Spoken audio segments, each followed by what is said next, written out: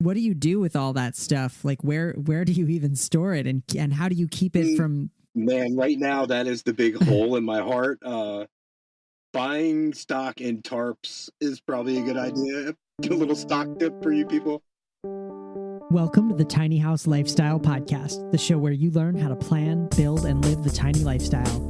I'm your host, Ethan Waldman, and this is episode 206 with Chris Strathy. Chris Strathy is back because he is just a treasure trove of fun, off-grid building projects. In this interview, we talk about his redneck hot tub design, living off-grid in a camper, building an underground Hobbit House, rehabbing an old log cabin, and so much more. You'll just be inspired by this conversation, and I truly hope that you stick around and hear all the good wisdom that Chris Strathy has to offer. I'd like to tell you about the sponsor of today's episode, Precision Temp. Precision Temp is making one product to solve two issues that I know everyone deals with: running out of hot water and heating your tiny house or schoolie. Precision Temp has made the amazing Twin Temp Junior propane tankless water heater, which provides unlimited hot water for your tiny house and hydronic heating. This means you get warm, heated floors so there are no cold spots. It's designed specifically for tiny houses and features whisper-quiet operation as well as high efficiency.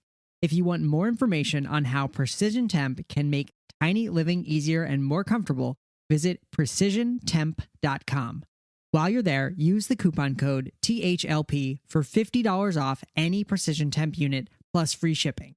That website again is precisiontemp.com, coupon code THLP for $50 off any Precision Temp unit plus free shipping. Thank you so much to Precision Temp for sponsoring our show.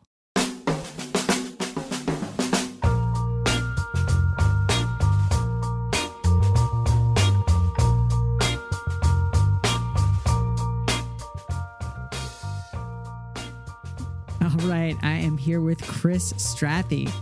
Chris Strathy builds tiny, alternative, and off-grid. He also loves outdoor living projects and all things reuse. Chris lives fully off-grid in the Blue Ridge foothills as he and his family start a small homestead. Chris Strathy, welcome back to the show. Hey, Ethan, thanks for having me back. You're welcome. I've been wanting you back baby. I want you back for so long because you're in Tiny House Engage, my online community, and just I feel like every week you're posting some picture of a sweet carpentry or building project that you're working on. Well, yeah, I'm having a lot of fun. Yeah, working on some really cool, just a little bit of everything. Just having a blast, especially on the land. Just kind of my church. Yeah.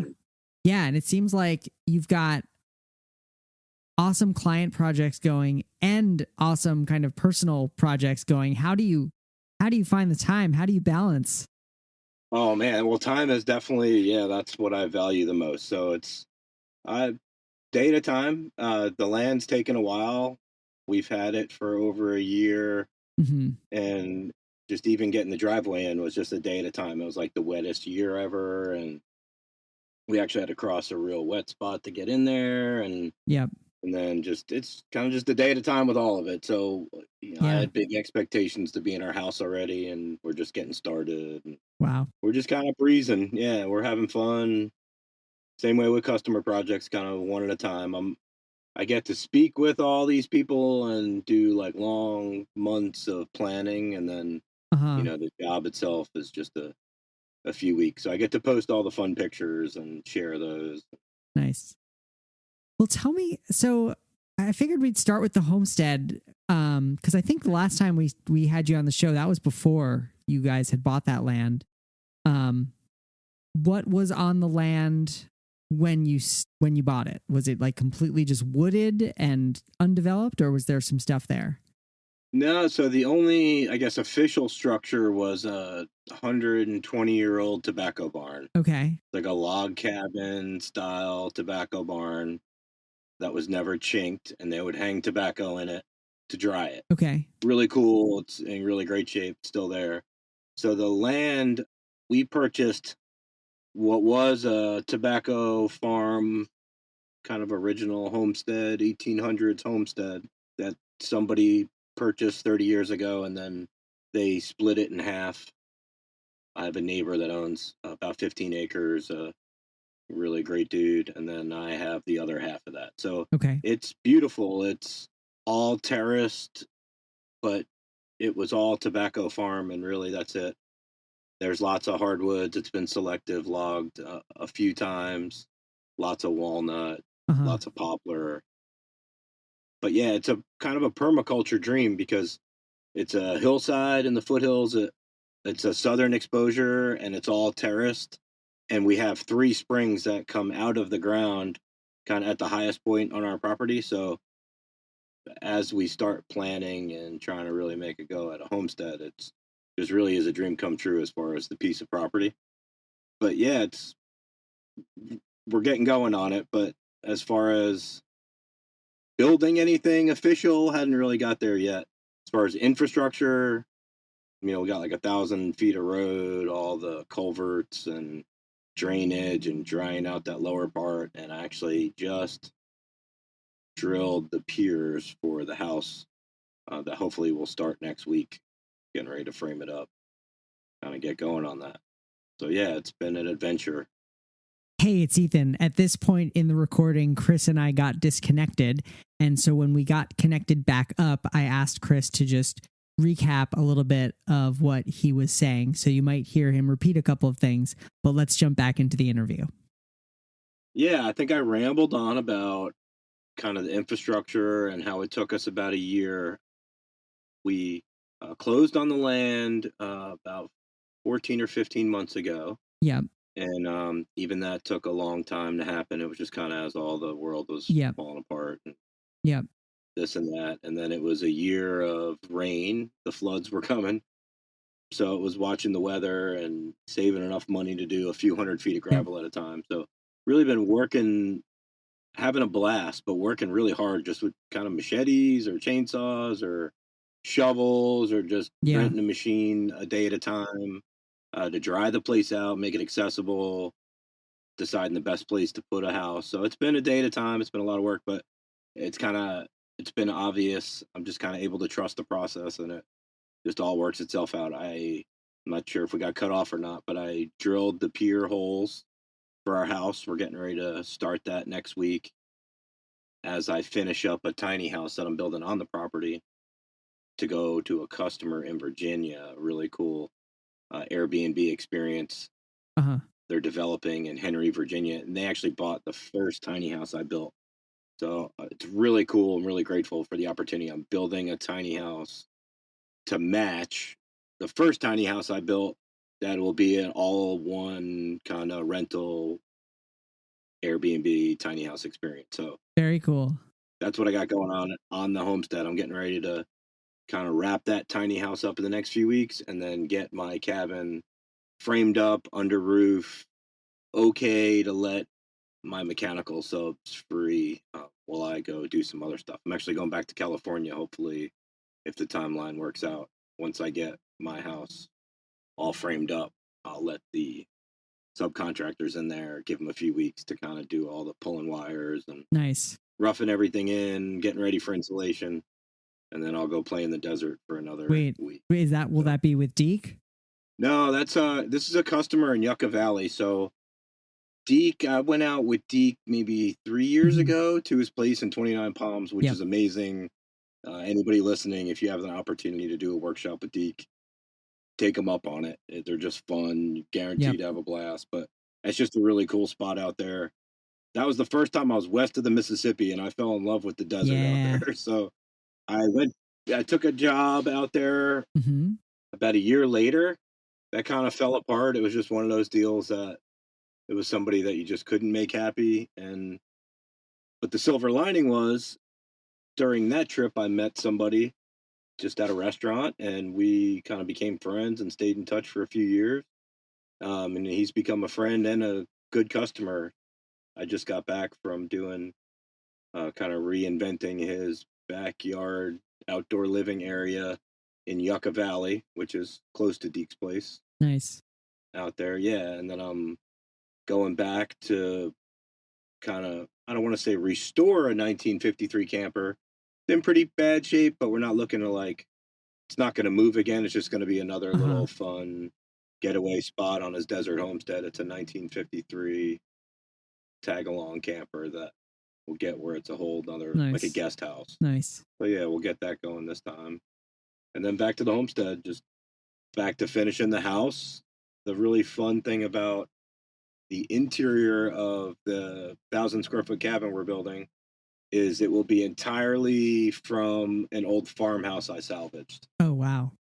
Yeah, back in November, I got a phone call from a lady that was selling a piece of property that had this old farmhouse on it, and she found out the people buying it were going to bulldoze it. So she had it in the contract that she could do, she could salvage this if time worked out. And one of the Historic Preservation Society around Greensboro, Uh-huh. North Carolina, had my number, and we got connected, and it was great. My friend AJ and my friend Rene, you got to roll the R when you say Rene. Rene Munoz helped me demolish the interior of this farmhouse. We got flooring, roughs on, studs and joists. Wow. The house had zero plaster. So that's rare for a house of this age not to be covered in plaster. It had upgrades and additions, but I got the entire 1950s kitchen with the farmhouse sink. I got cast iron tubs, beadboard. All the ceilings were beadboard, tongue and groove walls. Wow. So yeah, the entire interior of the new house will be mostly from that farmhouse, but it'll be 100% salvage. Wow. What do you do with all that stuff? Like where do you even store it, and how do you keep it from? Man, right now that is the big hole in my heart. If buying stock in tarps is probably a good idea. A little stock tip for you people. I have a shipping container, just not ready to bring it to the land because of how we're living. Mm-hmm. How I'm just trying to be low profile right now. Where we live, we would need a zoning permit to bring it out there. And so right now everything's under tarps, nice tarps and on pallets. But most of my salvage collection I had before I used up. I have a thing for old doors. I still have lots and lots of old doors. Yeah. Lots at my parents' place, but I built some structures with them. Once we got out to the land, I built like a lean-to for our solar components and batteries and rain catchment systems and an outhouse. And so I kind of been saving for a long time. I always have a pile, but my pile has been as the smallest it's been in a long time because I've been giving it away. I've been building things to sell for presents. Like I said, structures all over the land. Yeah. Done several workshops in the past few years where I've used a lot of my windows and doors just to see them used on a fun project. Nice. You move salvage windows enough, you break them. Yeah. So I'd rather see them up in a tree on a friend's property or. Plus, you got to. So yeah, you got to use the stuff so you can make room for more. Exactly. Yeah, it's not. Otherwise, you go from a salvage, a reuse person to a hoarder if you never use it. There's a fine line. Yeah, and I'm somewhat OCD. Yeah, I'm OCD about. I don't need a lot, but I like my stuff tidy. And when you have piles of salvage, it's just like you can only move it but so many times and stack it. And we have copperheads and mice, and it's just. But essentially, all my piles and tarps are slated to be opened up, sandblasted, sanded, cleared, lead encapsulated, all that fun stuff, and used up in the next few months for the interior of this house. So I'm ready to use it up. Nice. So on the homestead, there are a couple things I want to kind of zero in on and kind of ask you about, like what they are, how you built them. The first one is the Hobbit House. And that's what those are your words. So what is the Hobbit House? So the Hobbit House, I guess from a visual standpoint, is a walkout basement without a house on top of it. Okay. So it's a walkout basement and a floor system encapsulated in pond liner. And then it has doors on it. And the reason for building it was a storm shelter, essentially, because we live in a place that it's not. I wouldn't be able to sleep at night knowing I didn't have a place to throw my family, living in a salvage camper. Yeah. And I wasn't gonna invest in the time to try to make that safe because it is what it is. And the Hobbit House is just super fun. It's showcases geothermal. It was cheap, How big is it? served a purpose. It's probably going to be my workshop, but it also overlooks the waterfall. So yeah, essentially it's a mine shaft. Okay. It's a And it's a kid friendly hole in the ground. It's safe. It's cool. It's not meant to be full time residence. It's right now there's no power in there. I got essentially with what they sell now, we're like perpetually camping, except really comfortably, yeah. just kind of on the land. You know, we're not trying to set up permanently the way we are now. That's not sustainable. But same with the Hobbit House. It's just fun. It was a priority at the time for safety. How did you dig it? Did you dig it by hand or Mini excavator. So excavator? the Okay. land, our land is i- in essence, I really didn't excavate much to build it. I built the structure, and then I built a retaining wall on the high side of a hill, and then sprinkled 5 or 6 inches of dirt on the whole thing and planted grass. Okay. So it's not underground. Essentially, there's a really solid, 3 inches of timber framing encapsulated in pond liner. It's all graded properly, and then it has, I don't know, maybe 10 inches of terrain on top Okay. of it that all drains properly. So it's You basically like built a really beefy little structure and then just kind of buried it into it was already partially buried. Yeah. essentially, yeah, yeah. It's at a spot that nobody can ever drive on it. Like I said, I have a lot of experience with Uh-huh. grading and stormwater control and all that. So I wouldn't advise like digging a hole and putting something in it. There's a lot that goes into it to make it for longevity and safety, and Yeah. but in essence Yeah, you that's don't what want I to did. wake up Yeah. underwater. No, yeah, I don't want to see anybody get hurt, and there's lots of ways to get that same effect without going Sure. subterranean. Sure. But I also like to freak Big Brother out and hide in there. The microchip in my neck, goes off, You can and hide out underground. I'm just I'm sort of Yeah. joking. Yeah. Yeah, I'm sort of joking. That's awesome. And so the you mentioned the waterfall, which I know you didn't build. That's just kind of a cool bonus feature. No, Mother Nature built that, and I thank her for it daily. Yeah, it's a beautiful spot. Mm-hmm. It looks gorgeous. It really is. Yeah, it's one of the three springs that come out of the ground on our Mm-hmm. land, and I didn't find a cistern, but I did find a bunch of old irrigation pipe at the very top, where they apparently used it to water the fields at one point. All that tobacco. Cool. And then I've been using it as a shower. I'm kind of like a Wim Hof Mm-hmm. fan, Yep. cold water therapy, ice bath kind of guy. Think we'll just say anti-inflammatory is probably my number one reason for doing it. But Yeah.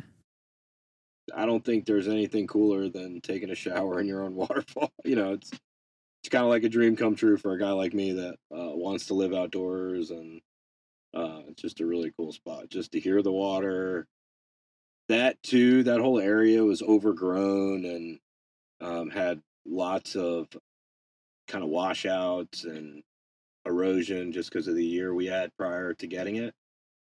So I've been doing a lot of work down there, clearing out old poplars. Mm-hmm. About 20 years ago, it was actually a pond. There was a dam there that had blown out before I think the previous owners got it. So maybe 30 years ago, Yeah. there was nothing in there. And the previous owner told me they used to hunt squirrels. It's actually a tree stand on the corner of the hill, but he said there was nothing there. So I'm not trying to clear all that, but I am trying to get it to drain properly, get it where we have some natural growth down there and it stays kind of dry and people can kind of get down there by foot and Yeah. just kind of enjoy, not trying to build anything down there. I am going to move my office made of doors somewhere close to there. I just don't like where it is now. It's up in the air. I don't like it, but I think it's where I can kind of peep around the corner and do my drafting and kind of office work and sketching.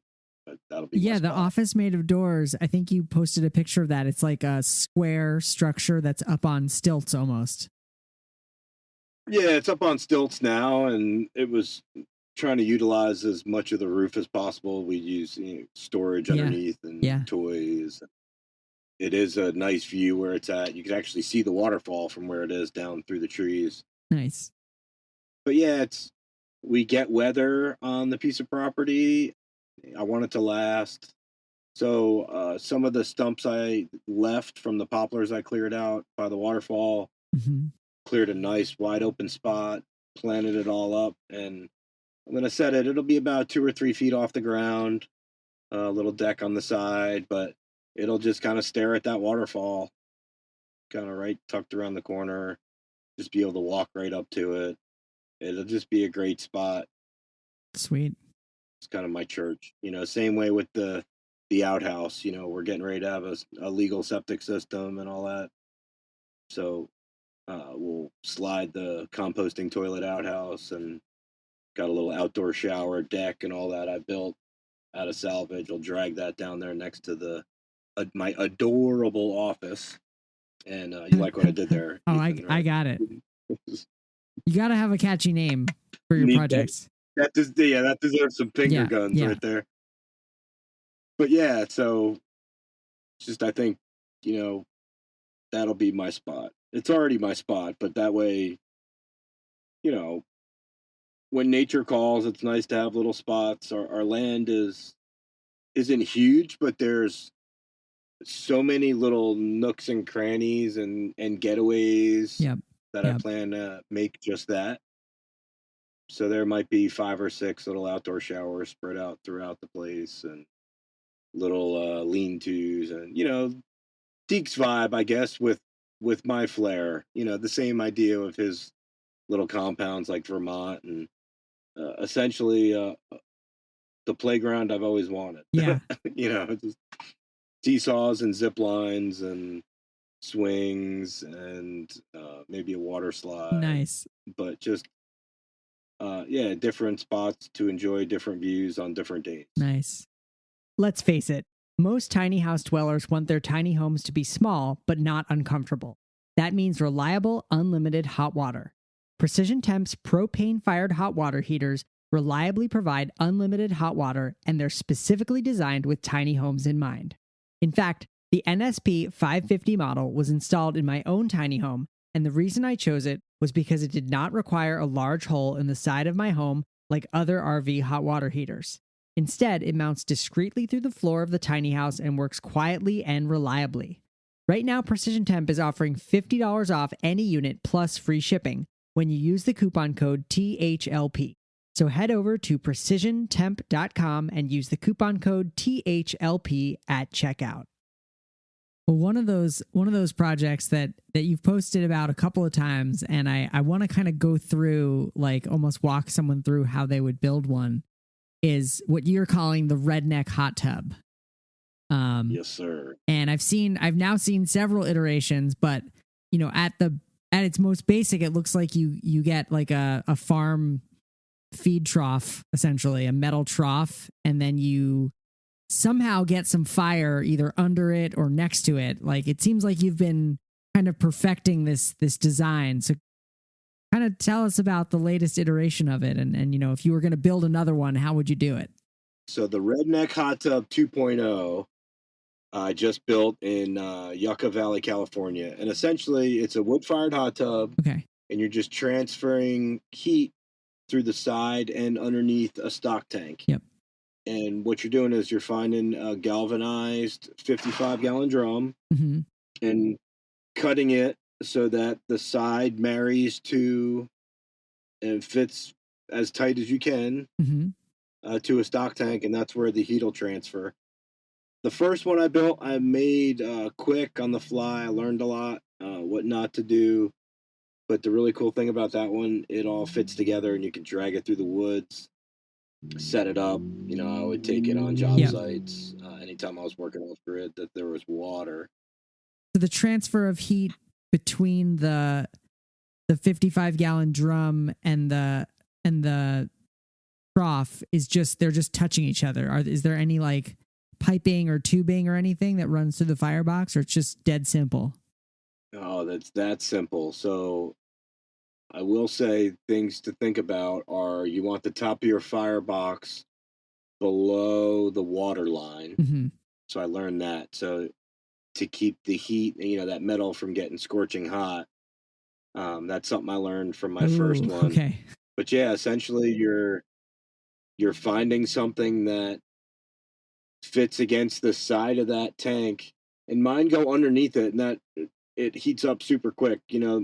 My first one, I don't know the gallons, but it's like a 2 foot by 4 foot feed trough, great for a single person to sit in, real deep for an ice bath. Mm-hmm. But it would heat up in like an hour and a half, and I mean like 105, 110 degrees, like Yeah. dangerous, which I love. I love dangerous. With people freaking about that, I don't want to see anybody like turn themselves into soup. But the same idea on my last one, the tank was huge. It was 8. It was either 3 foot wide in the middle or 4 foot wide. I mean, 4 people could get in this tank Yeah. comfortably. 2 people could both kick their feet out and nobody was touching. Wow. I don't know the gallons on that, but we fired it up at lunch, and by 4 or 5 o'clock, it was 100 Mm-hmm. degrees. It wasn't like scalding hot. Yeah. Building tops for them are a big deal. I just stayed in an Airbnb. Actually, this land, the place that I'm building the tiny house for, they have a $7,500 Alaskan or Canadian cedar tank kit, and it has a separate firebox and it uses a convection current and all that. It's beautiful. It's a piece of art. It's got a Yeah. bench in it and all that. $7,500, first of all, but it wasn't all that efficient. I mean, the bottom stayed cold, so even though the temperature at the top was 110, which is perfect, you get in and your feet are cold, Mm. and then yeah, it's just uh, beautiful and fancy, but this does just as well. So yeah, actually, Tiny House Magazine last month has got a Oh, complete sweet. how-to for the redneck hot tub 2.0. It's even got little hand-drawn pictures of how to cut out the top of the barrel, the side, kind of detailed instructions. Please support them too. Not to give a plug or anything. I hope that's okay, Ethan. But Yeah, that's totally fine. yeah, they're amazing. They've been really good to me, and that is a really good article. I say good. I wrote it. I hope it's done well, but it's detailed for somebody that actually Yep. wants to build Yep. one. That article will equip you to do so. Nice. Tools needed. Tools, Yeah. materials, everything. And we can find. Tools, materials. Yeah. What to do, what not to do. Another, just a side note, because people may see pictures of these, and I'm all about Yeah. salvage, but a lot of times salvage barrels have like oil or gas or something flammable in them. So please be careful. Yeah. There's ways to mitigate that. There's ways to do it where you're not dumping sludge in a sewer. Yep. Yep. But yeah, don't go buy a grinder from Harbor Freight and start grinding on something and explode. Good advice. Very good advice. Yeah, that would ruin my day. So yes. in your version of the tub, there isn't really a way to cool it down other than just like adding more cold water. No, so I have a design for baffles, which is one where the flames would go underneath, and when you got it to a point that you wanted, you would put a baffle in, and then the heat would just go up a chimney. Okay. Instead of underneath the tub. So that would evenly distribute the heat a lot more. There wouldn't be like one hot spot. Mm-hmm. Essentially it would just be to get to a point. But I found, especially with the bigger tubs, you got to work hard to keep up with the heat you want. So like the cedar tub, when you throw the lid on it, the insulated top, and leave the fire going, the next day it's dangerous. Like you can't even put your hand in it to take the plug out. Ooh. Where mine, without a top, once you let the fire go, it's, I think between the metal, it's not insulated, there's no top on it, that the heat just disperses a lot quicker. So efficient heating it up, inefficient at holding the heat, Got it. I guess would be the right way to describe it. But it's just fun, and it's, somewhat sustainable, I think, with scrap wood. You can burn galvanized off, and that's another comment people say is, "Oh my God, you're going to poison yourself." Mm-hmm. That'll happen once, especially if you're using a galvanized tank. You'll get it or a galvanized drum. It'll get so hot that it burns off and it's done. And you got to like throw a tent over it and huff on it for 30 minutes for it to have any. That's affects the people that weld on it constantly, like their entire life. Right. But yes, I just kind of want to recognize that I'm all about eco-friendly, but I'm all about reusing and keeping a drum from rusting to nothing and all that sludge and whatever, Sure. So, and these fireboxes can be made out of a lot of things. If you just understand the concept, you can find an old wheelbarrow and cut it out and cram it against the side of a tank, and an old pipe for a chimney. Essentially the pipe is just keeping the smoke out of your face if the wind's blowing and you're in the tank. It's not a necessity. It's just learning how to transfer the heat to the side, and again, the bottom really just helps heat it quick. So my design, the barrel kind of goes underneath, and it allows like a foot of area underneath some part of the tank for the coals and the fire to build up and get underneath there. And you'll look down in there, and it'll look like a pot of boiling water, like you're getting ready to boil pasta. At least right there where the firebox is. And then it kind of swirls around and disperses. Convection will do the rest. Yeah, you can heat it up once in a while, swirl your hand around in there, but the convection current's going to kind of naturally do the rest. Yeah. Very cool. They used to call me the Boy Scout from hell. I don't know, that just popped in my head, but that was I grew up just kind of being a redneck engineer. Yeah. But yeah, who doesn't want an easy, affordable hot soak? I mean, I think hot tubs are one of those things that seem like a luxury to a lot of people, and they are. They're heavy and they're expensive to operate. Yeah, the electricity costs are huge. Yeah, unsightly. They always break. And this is kind of a dummy proof. Like you can let it go, ignore it for a long, long time. Now, if you're in the Blue Ridge Mountains, I'm guessing that you get winter freezing temperatures. Do you drain the tub each time you use it, or do you reuse the water? So I would drain the tub. So I'm getting ready to build a redneck hot tub 3.0. I'm not sure. I might go bigger. I might go right to like 4.0 or 4.0 max. Something big. Yeah, the max.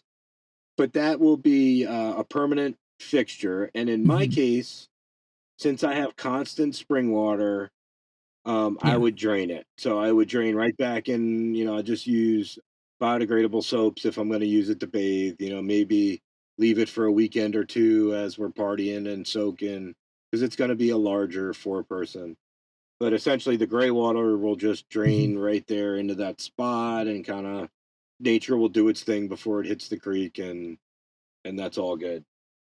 So if it's somewhere where it's going to get cold enough where it's going to turn into a block of ice, which could happen where I am, I'd probably drain it, but there's also ways to mitigate that, like milk jugs, things that will allow the water to expand without destroying the tank. So if you're in a place where water's hard to find, where you need to save it, or want to save it because you're paying for it, whatever the case may be, then that's, like I said, what I hear people do. Yeah. But for the most part, the redneck hot tub I take with me, I always drain, because I usually take it to job sites. That's why I built that one. The firebox and the chimney fit inside it. I think total it might weigh 40 or 50 pounds. I can either drag it or throw it on my shoulder and set it up for a week if I'm working somewhere that has water and wood. Yeah. So There you go, people. How often do you hire a carpenter who comes with his own bathtub, his own hot tub? Yeah. So I'm not gonna lie. It's my secret dream that this is like my claim to fame. I'm becoming more and more wanting to be like the guy that's unrecognizable, and like I don't really need to anybody to know the name, but I would love for people to know the hot tub, to know for that The to be hot my tub guy. legacy. Making hot tub affordable for everyone, and 14 bucks at Harbor Freight, a stock tank, and a drum, and you can live in ecstasy in your There you backyard. go. I think there's a set of plans to be created and sold here. Yeah, Tiny House Magazine, they're in there. You can buy the issue, support them. You should buy all their issues for the gift you get by just getting those Yep. plans. Do you know what Yeah. what issue of Tiny House Magazine it is? I think it was last month, maybe 110, maybe. Okay. Yeah, I think it's 110. Yeah, you're welcome, I think is what I should be saying. All right. Is you're Well, welcome. I'll find that issue and we'll link to it. They're very reasonably priced and a really No, nice it's fun. Please do. resource. Yeah, and I'll put my email and website, or you will, hopefully. Yep. But I love, send me pictures. Send me email me tasteful pictures of your hot tub if you're going to be in it, please. Nice. But yeah, I want to see those builds, man. I want to see like 4-person ones, all different fireboxes, like see what you can find to make a cool firebox. Nice. Yeah, I love it. I want that to be my claim to fame. If I were to have one, I would love for it to be the redneck hot tub. Sweet. And all its versions. Well, turning to the future projects, on your homestead, it sounds like you're going to be building a house that'll be kind of your permanent home on that land.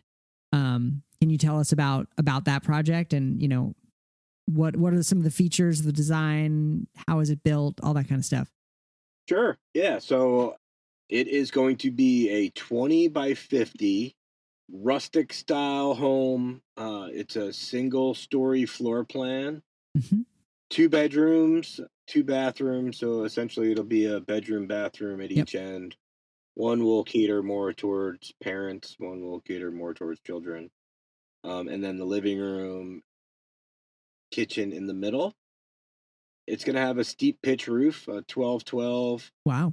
And then above each bedroom and bathroom area will be lofted, and it'll have a cathedral ceiling. So it's just going to be a 2-bedroom house. We're trying to build it essentially the smallest legal home we can build, just with minimal housing requirements and what we wanted to do. It's 1,000 square feet. It's probably 700, but with what we had and the space we wanted, we weren't. I don't like to number shame. We weren't really going for. I guess smaller isn't better in what we were trying to do. I think that's just kind of it just depends, Yeah. Tiny is to that person what it isn't to somebody else. But for sure. Yeah. So, but yeah, essentially with 2 bathrooms, egresses, all that. Yeah, they make it where it's about 700, and maybe it could be 600 if you knew the right floor plan, but there's just architectural design isn't my gifting, and we wanted some space. It may be our forever home, but we also just wanted something that we could get up. Yeah. Maybe it be a rental. We're just doing things a day at a time. We're feeling more and more that we really don't want to use the place to make money with other people. Right. And we can get into that if you want. So I don't know. It may be for my mother-in-law one day. It may be that we add the old tobacco barn onto it and it becomes a 3-bedroom house. Yeah. But anyway, I got off on a rant there. Each bedroom and bath area, so each end of the house will have a loft over it. We're going to do a cathedral ceiling, and we'll do like a library ladder at either side. Cool. So the boys, 2 of my 3 boys live with me, live with us. So they'll share a bedroom, and I'll do like bunks where they'll have their own Yep. spots. But if that doesn't work and they're just constantly punching each other in the face, then the oldest will move up to one of the little lofts and have Yep. his own little Yep. spot. Or so we're just trying to make it adaptable, and then making the best use of materials. And like I said earlier, I have everything to do the interior of that home from the old 1890s farmhouse. So I wanted to use that up without chopping it up, Yeah. essentially, to kind of make it. We're gonna name the place after. We're gonna name it the Moffat Mill Hmm. House, because that was the house we demoed, was the old Moffat Okay. Mill, the first house on that road. Very So cool. Very cool. yeah, man, we're stoked. How, We're having a blast. what's your timeline on building that? Like, how long do you think that'll take to do? So my goal is to finish it this summer, and it's just a day at a time. There's no real need for me to kill myself. I have great subs lined up. Yep. Since we're building it ourselves, I could do the plumbing, electric, and HVAC, but I also have a lot of work lined up, a lot of really fun jobs, and jobs in cool places. So right now we're just doing the dance. For a while, the dance was we lived in a campground in a salvage camper while I did everything I could to renovate our last home to get it ready to sell. Yep. We did that. At that point, we were able to move on the land. We were able to buy the stuff to build a solar power generator, and spring box and water tanks. But it's still, we made a decent amount of money when we sold our other house. We paid off all our debt and purchased our land, paid it off. But that left us like just enough to build this house, Yeah. and not enough, essentially, no way enough. But there's no need to rush. We're in a rush to get out of the camper, but I'll need to break off the house and work. Yeah. But, in the grand scheme of a timeline, it's more efficient for me to go do what I do somewhere for a week and let a gifted plumber or electrician do what he does in my house. Yeah. Everybody's happier. I believe everybody should make money. There's a lot of things that if I do is just a dumb idea. It's not. I may be able to do it. It just doesn't make sense, in my opinion. Yeah. I just value time. Like, it's not about the money to me. It's just hours are finite, and I would much prefer doing something that I know is going to fill me up and make me happy than busting Yeah. knuckles, turning wrenches, or something that isn't my gifting. So Yeah. You anyway. gotta know your limitations. It's been great to chat with you and hear about, well, the redneck hot tubs, which I just think is such a great idea, and the homestead. So thanks for sharing all that, and I'm excited to get this out to the listeners. Thanks, man. Thanks for having me on. Yeah, you're very welcome. And of course, I will post links to your website where people can see your past projects. They can get in touch with you there if they want to have you out to their spot to do some work. And I'll post as many pictures as you will send me. I will post them on the show notes page. I will send you plenty, buddy. Yeah, I'm in the process of upgrading and renovating my website so that it is current, and that'll really be the primary and only place kind of to follow along with my circus. But it will be fresh, and it'll be personal. There'll be plenty of ways to interact and see what I got going on. Thank you so much to Chris Strathy for being a guest on the show today. You can find the show notes at thetinyhouse.net/206. Again, that's thetinyhouse.net/206. There you will find a complete transcript and lots of photos of some of Chris's projects. And if you enjoy the show and want to help us out, please share it with one or two other people who you think might be interested in planning, building, living, or just learning about the tiny house lifestyle. Sharing the show is the best way to get new ears listening to the show, and we're always trying to reach new people. So thank you for helping us out with that. I am your host, Ethan Waldman, and I'll be back next week with another episode of the Tiny House Lifestyle Podcast.